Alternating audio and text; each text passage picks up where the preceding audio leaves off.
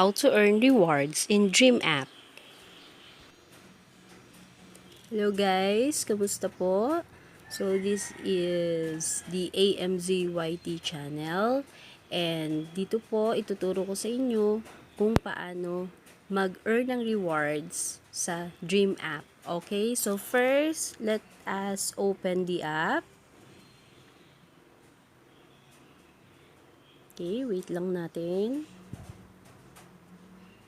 Ayan.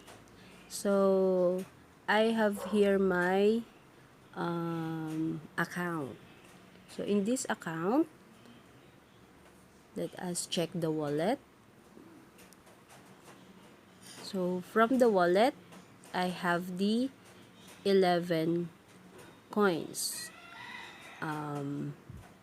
I received a bonus kanina lang, May 21. So, kasi nag-invite ako ng friends by sharing the link sa aking Facebook, pwede din sa WhatsApp, or copy link then send it to your friend in Messenger. Then, nung nag-check-in din ako kanina, May 21, I earned the 6 bonus. Okay?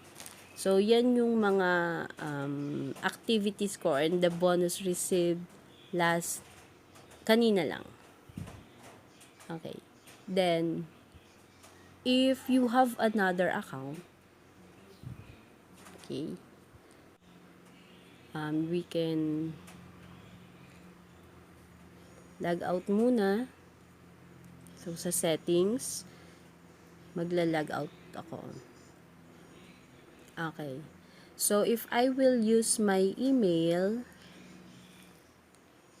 so this is my email.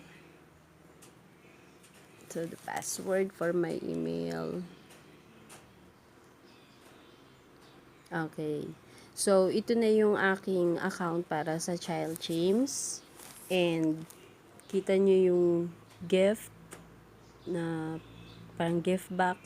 So, rewards yan. Ayan. So, upon checking in, I received the 6 bonus.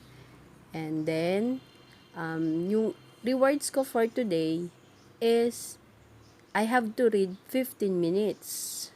So, I have to complete it. So, for example, I want to complete it. So, this is, ito yung mga nabasa ko na pong books sa Dreame. Then, lahat to ay kay Gianna. Okay? So, for example, yung Cold Billionaire.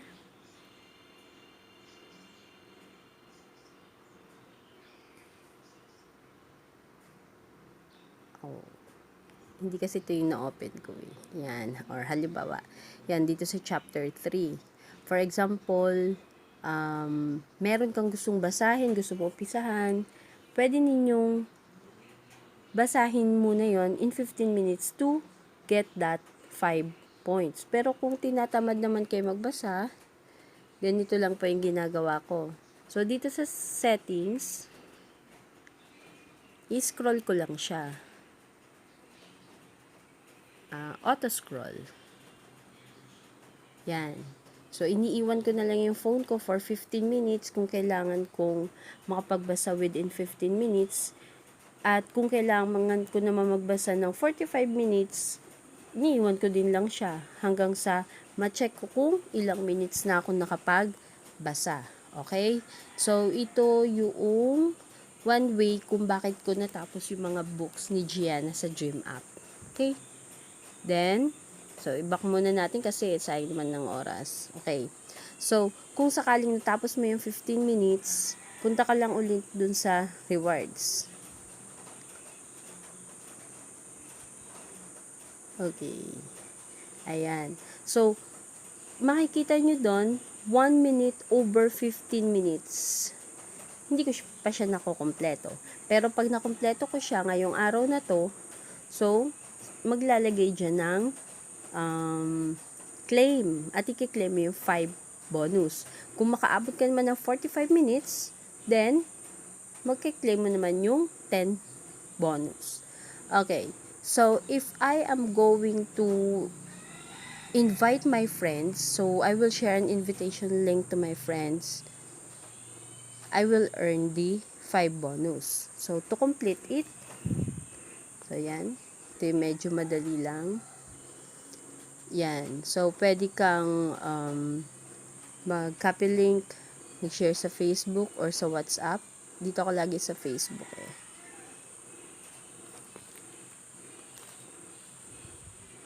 Ayan. So, after na nandiyan na siya, popost ko na lang siya. Okay. Then, pagbalik ko doon, I have now the 5 bonus. So, I claim it. Okay, hit okay. Okay. Then, wala na akong task for today. So, yung iba pang task, pwede natin siyang mahanap sa iba pang available na account. Kung madami kang accounts. Okay? So, punta tayo dito sa ating account. And then, let us check the wallet. Okay. So, I had 33 coins after claiming. So, tingnan natin ang ating bonus received. Okay.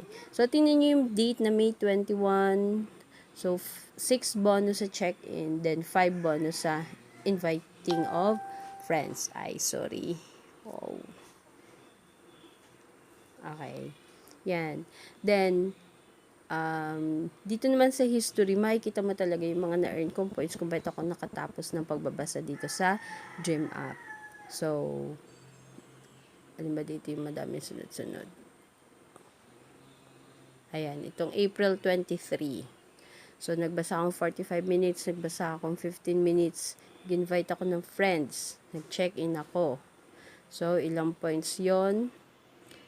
15, 10, 5, 5, at 5. So, nasa 40 points. Kaya nakakabasa po ako ng iba pang book. Pero talaga, yung pinaka-favorite ko lang dito ay ang kay Gianna.